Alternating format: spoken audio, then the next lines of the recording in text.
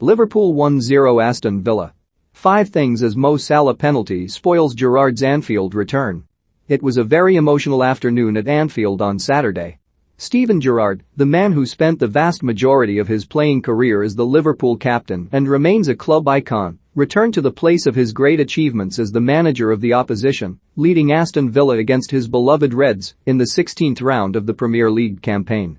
The match was settled by Mohamed Salah's perfect execution of a penalty which he himself had won. During his first press conference as the Villa boss, Gerrard was expectedly asked about his affiliations with Liverpool and the prospect of sitting in the Anfield dugout one day. However, he quite understandably refused to discuss the matter, feeling that it would be disrespectful towards his new employers to do so.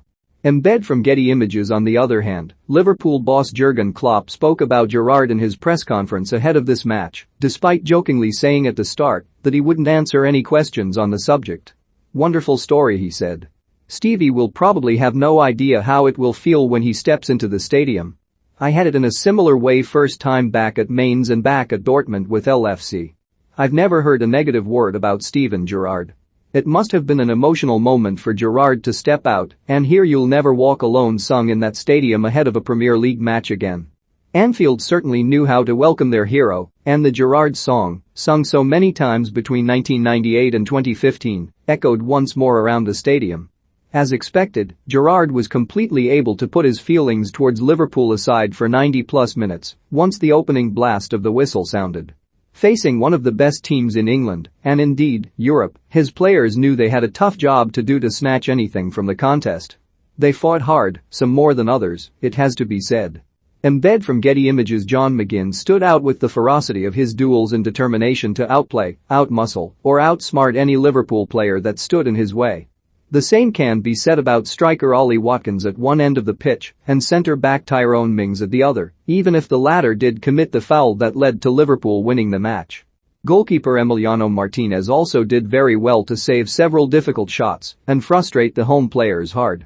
Nonetheless, the difference in quality between the two teams was clear for everyone to see. As Klopp himself pointed out afterwards, his team completely dominated the proceedings for around 75 minutes and created a bundle of chances which either ended with a miss of the target, a brilliant block from one of the Villa defenders, or a top-class save from Martinez. If there was one aspect in which Villa looked better than Liverpool, it's goalkeeping.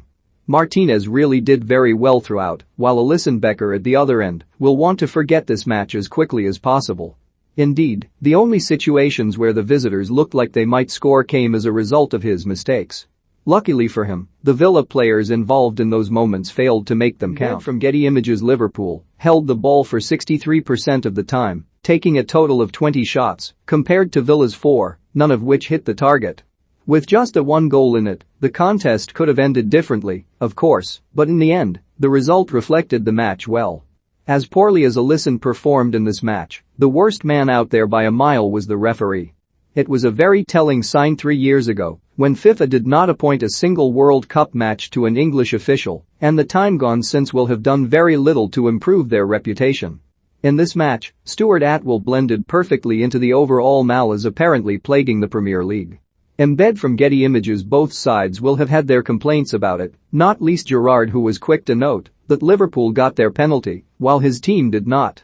There actually was a moment, late in the second half, when Atwell might have taken a closer look into a clash between Alisson and former Liverpool man Danny Ings, though there really didn't appear to have been much in it.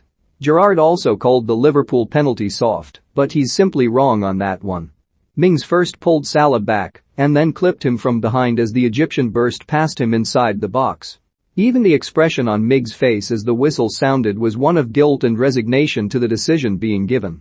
He knew it wasn't going to be overturned. No. The calls inside the two boxes were arguably given correctly, though some on Liverpool's side will point to Sadio Mane being brought down by the already booked marvellous Nakamba too. But like with Ings, there just didn't seem to be too much in it. However, Atwell made a number of glaring mistakes in other areas of the pitch, continuously from the start to the finish. He also failed to impose proper control on the game. An official at this level needs to be able to do his job well.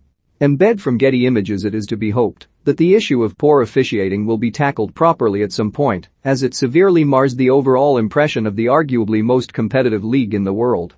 With the matches on Sunday yet to be played, this defeat has left Aston Villa in the 12th place with 19 points from 16 matches.